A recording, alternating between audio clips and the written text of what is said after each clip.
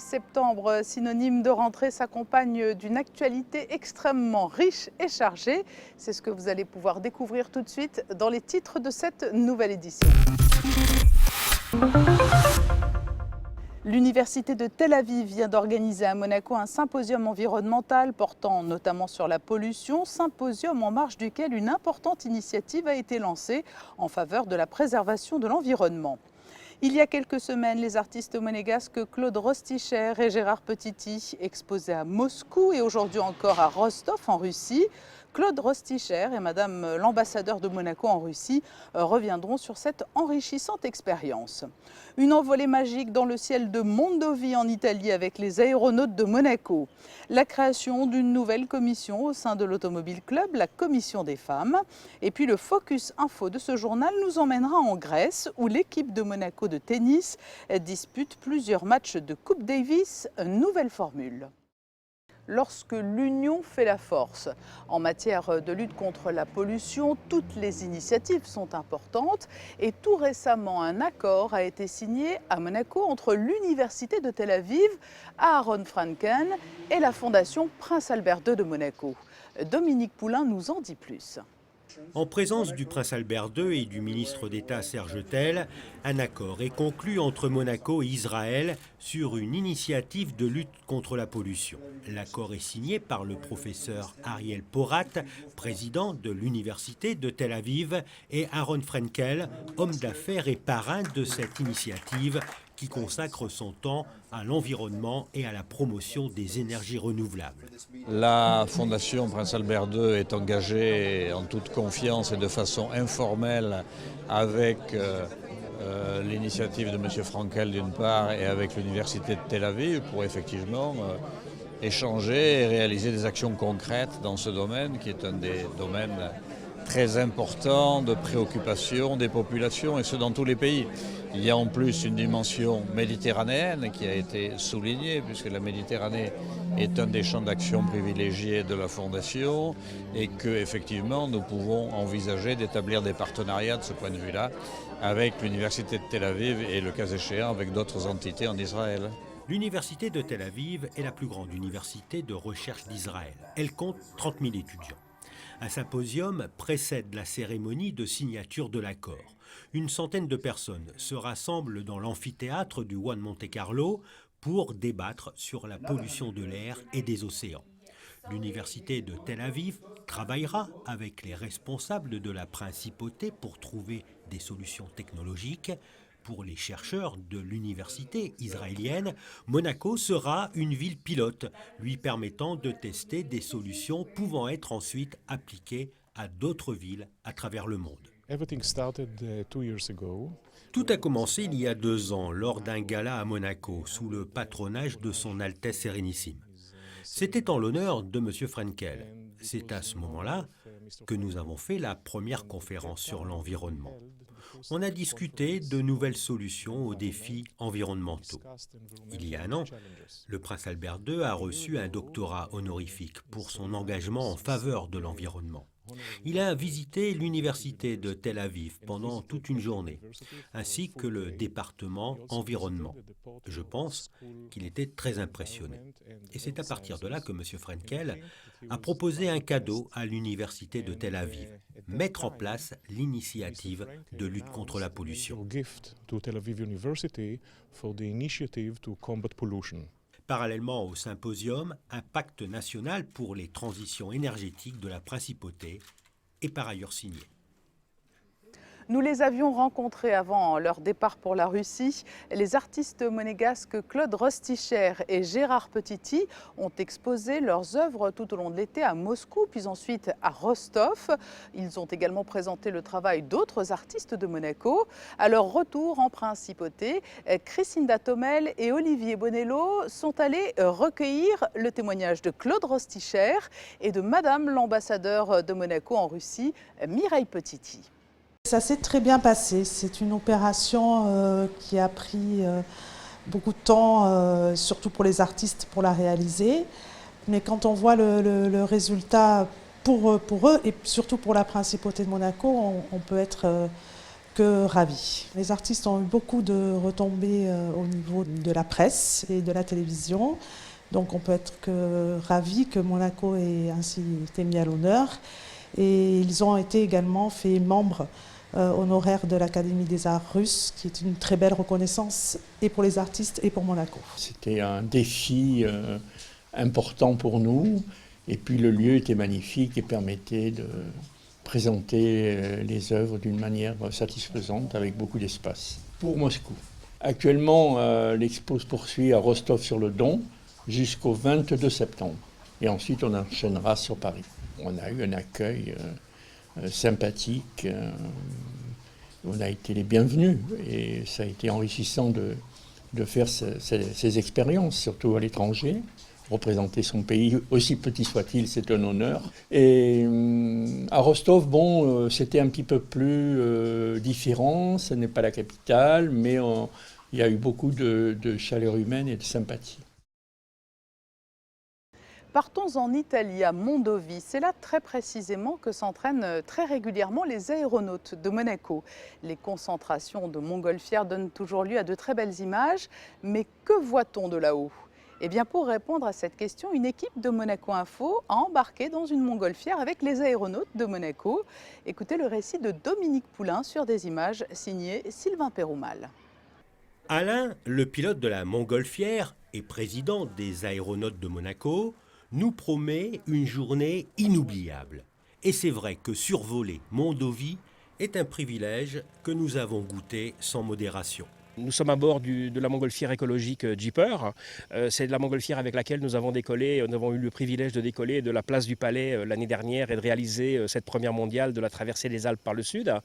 C'est une montgolfière écologique, c'est-à-dire que c'est une montgolfière qui consomme très peu de carburant, très peu d'énergie, parce qu'elle est isolée. C'est un prototype. On travaille aujourd'hui à améliorer cette technique et à essayer de faire passer le message qu'on peut pratiquer notre activité en économisant entre 50 et 70% d'énergie. Après avoir gonflé puis soulevé le ballon, la montgolfière s'élève en douceur.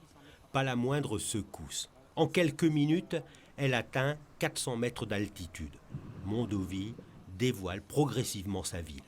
Fraîcheur de l'air, silence et des images à couper le souffle. La particularité géographique de Mondovi fait que nous sommes entourés au sud, tout autour de Mondovi, il y a les Alpes. Donc on est dans un microclimat qui est vraiment propice. En basse couche, on a très peu de vent et c'est très, très plaisant pour la pratique du ballon et pour faire partager notre passion aux personnes qui désirent découvrir ce qu'est la montgolfière. Pendant près d'une heure, la montgolfière nous balade au-dessus de la ville italienne. En l'air, pas de sensation forte, juste l'impression de voler et de se laisser porter par le vent. Une montgolfière comme celle-ci, elle va consommer entre 18 et 22 kg de gaz à l'heure, alors qu'une montgolfière classique va consommer plus du double. Donc ça veut dire plus d'autonomie aussi. C'est ça, c'est qu'au-delà de l'économie d'énergie, ça participe aussi à la sécurité des vols. Ça veut dire qu'avec la même quantité de carburant, vous avez 2 fois plus d'autonomie et 2 fois plus de possibilités de vous poser ou de changer de terrain. Retour sur Terre, il faut maintenant aider notre pilote à dégonfler son ballon et à ranger la toile.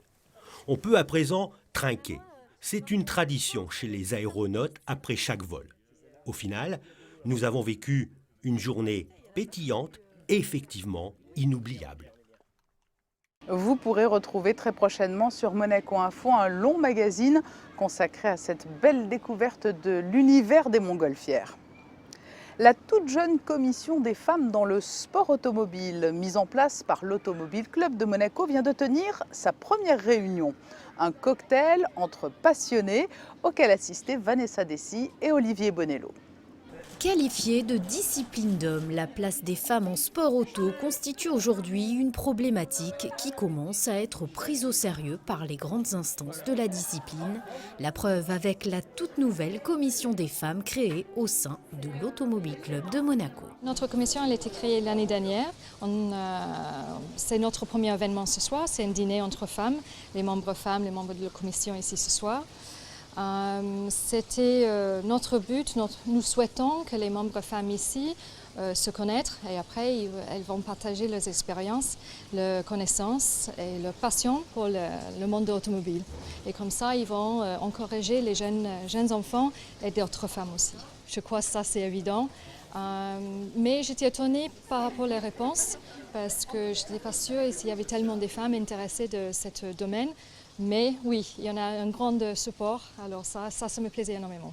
Reste aux différents acteurs à travailler ensemble afin de surmonter les inégalités dans le sport automobile, même si leur crédibilité commence à être renforcée ces dernières années. L'évolution est évidente, ne serait-ce que sur le plan purement local, monégasque.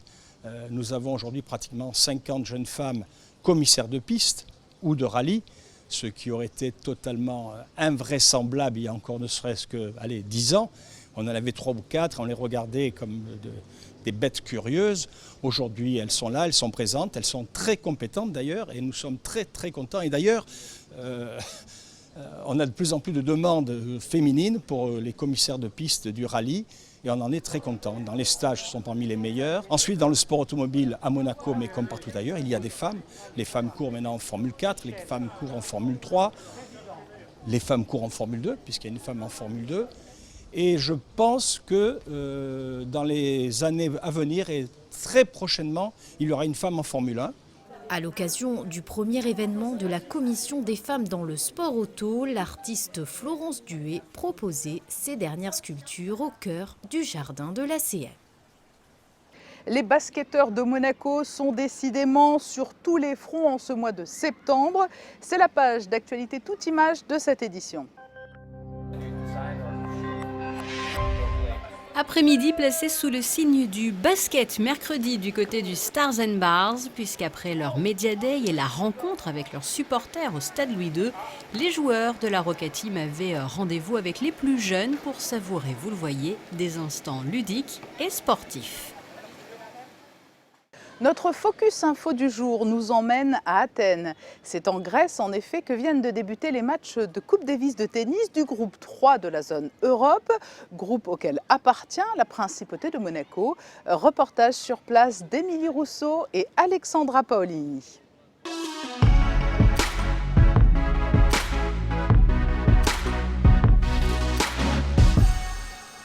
La Grèce n'aura jamais aussi bien fait honneur à son héritage en si peu de temps.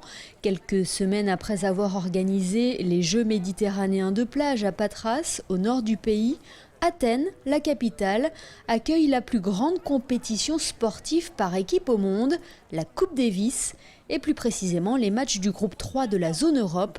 Au programme, 4 jours de compétition au sein du complexe, le Tatoi Club, décoré pour l'occasion. C'est un événement qui va mettre la Grèce sous le feu des projecteurs de la scène sportive internationale, et plus particulièrement Athènes. Pour nous, c'est un honneur d'accueillir ces États européens dans un pays qui, je vous le rappelle, est la patrie de l'olympisme. Je souhaite la bienvenue à toutes les délégations, mais aussi à tous les fans de tennis qui ont répondu présent. 8 pays dont la Principauté font partie de ce groupe 3 dans cette Coupe Davis, nouvelle formule, un nouveau règlement qui a fait beaucoup parler de lui. En effet, alors que la Principauté était en passe de retrouver le groupe 2 après sa victoire contre la Bulgarie 3-2, la nouvelle réforme en a voulu autrement. Les Monégasques sont relégués dans le groupe 3 sans aucune explication. Une décision qui a touché défavorablement plusieurs pays, comme la Pologne et le Luxembourg par exemple. C'est une injustice sportive parce que nous avions gagné sur le terrain et on se retrouve non pas dans le groupe 2 mais dans le groupe 3, mais nous ne sommes pas les seuls dans ce cas-là. Il y a la Pologne pareil et puis la Grèce. Donc la Pologne a intenté une action en justice et on va avoir le résultat et on donnera les conséquences du résultat de cette décision. Même si le nouveau règlement de la Coupe Davis fait toujours débat, il ne déborde pas sur le jeu.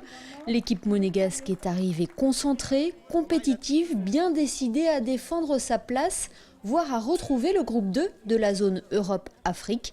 Et cela se jouera sur terre battue. C'est un avantage qu'on connaît cette surface, on s'entraîne beaucoup dessus et on a déjà été performant sur cette surface. Maintenant, ça arrive en pleine saison, en plein été, où tout le monde joue sur dur en permanence. Donc en fait, il a fallu s'adapter en quelques jours. Alors c'est un peu pareil pour tout le monde. Alors il y en a qui ont peut-être un peu joué plus sur terre battue, mais je sais qu'Hugo revient de l'US Open, donc il était sur dur, Romain aussi. Donc voilà, il a fallu s'adapter assez rapidement. Maintenant, je sais que mes joueurs sont compétitifs là-dessus, donc c'était pas quelque chose qui nous dérangeait plus que ça. Si la surface peut être un avantage, le tirage au sort n'aura pas été clément pour Monaco. La principauté a hérité de la poule A, composée de la Pologne, du Luxembourg et de la Grèce. Le tirage a été très difficile. Néanmoins, on peut voir les choses des deux côtés. C'est vrai que la Grèce et la Pologne ont été les deux nations les plus fortes. Et après, on a le Luxembourg, qui est une nation que nous devons battre. Et il pouvait y avoir une autre nation, la quatrième, peut-être plus difficile. Et nous ne l'avons pas eu. Et voilà, donc stratégiquement, il nous faut battre le Luxembourg. Et je pense même qu'on peut avoir une petite chance contre la Grèce. La Grèce justement qui compte dans ses rangs le numéro 7 mondial, Stefanos Tsitsipas. C'est la première fois que le joueur grec résident monégasque participe à une Coupe Davis. Ce duel contre la principauté aura donc une saveur doublement particulière. Monaco a une très belle équipe, très efficace avec de bons joueurs qui possèdent beaucoup d'expérience. Oui, c'est vrai, j'habite à Monaco, j'avoue que cela va être un peu spécial et difficile de les affronter. D'autant plus que c'est ma première participation à une Coupe Davis. Si pour la Grèce la compétition a bien commencé, Monaco a débuté face à la Pologne, une formation qui aurait dû jouer la montée dans le groupe mondial. L'équipe emmenée par Guillaume Couillard s'incline 3-0. Romain Arneaudo aura eu du mal à trouver la faille contre Majzrak, défaite 6-2, 6-2. Lucas Katarina se sera bien battu face au 36e mondial, il perd 6-4, 6-2. En double, Guillaume Couillard a fait le choix de préserver Hugo Nice, souffrant, en optant pour Benjamin Balleret aux côtés de Romain Arneaudo. Il s'en est fallu de peu pour que la paire rouge et blanche prenne le dessus sur les Polonais. Vainqueurs du premier set, 6-2, ils batailleront dans les deux autres pour finalement les céder, 3-6, 4-6. Malgré le score, les Monégasques auront montré un beau visage encourageant pour la suite. C'est vraiment une équipe qui pourrait aller battre des équipes de France ou des États-Unis ou tout ça. Donc c'était compliqué et on s'est battu, on a fait ce qu'on avait à faire avec Hugo qui était un petit peu malade, donc que j'ai pas pu aligner aujourd'hui. Donc notre numéro 1, notre mieux classé en simple et en double, qui n'était pas là. Malgré tout, on a, je pense, montré un beau visage aujourd'hui. Lors de ces matchs, Monaco aura pu compter sur une poignée de supporters qui ont fait spécialement le déplacement jusqu'à Athènes pour venir soutenir les joueurs. Ils sont heureux qu'on est si loin, en Finlande, au haut de la Finlande et compagnie, qu'on puisse les soutenir. Et ils sont contents, si vous voulez, de cela. Et ils essaient de faire le maximum aussi pour le public. Et on a une ambiance formidable. Prochain rendez-vous pour Monaco, le Luxembourg, une équipe que les Monégasques connaissent bien pour les avoir affrontés au dernier jeu des petits États d'Europe, et la Grèce, le pays hôte. Passons aux prévisions météo pour les jours à venir. Prévision agréable puisque le soleil brillera tout au long de la journée de vendredi. Ciel bleu et température de saison. Le week-end s'annonce, lui, un peu plus nuageux, mais pas de perturbations en vue. Le soleil devrait parvenir à s'imposer la plupart du temps, de 21 à 22 degrés pour les minimales, 26 au meilleur de la journée. Sachez que lundi, le ciel sera totalement dégagé avant un retour des nuages. Leur présence devrait s'intensifier mercredi. À noter également jour après jour une baisse des températures. Ce journal est terminé. Je vous rappelle que depuis lundi, les magazines inédits sont à découvrir aux demi-heures. Rendez-vous donc tout à l'heure pour une découverte dans la ville de Dolceacqua dont l'histoire est intimement liée à celle de la principauté.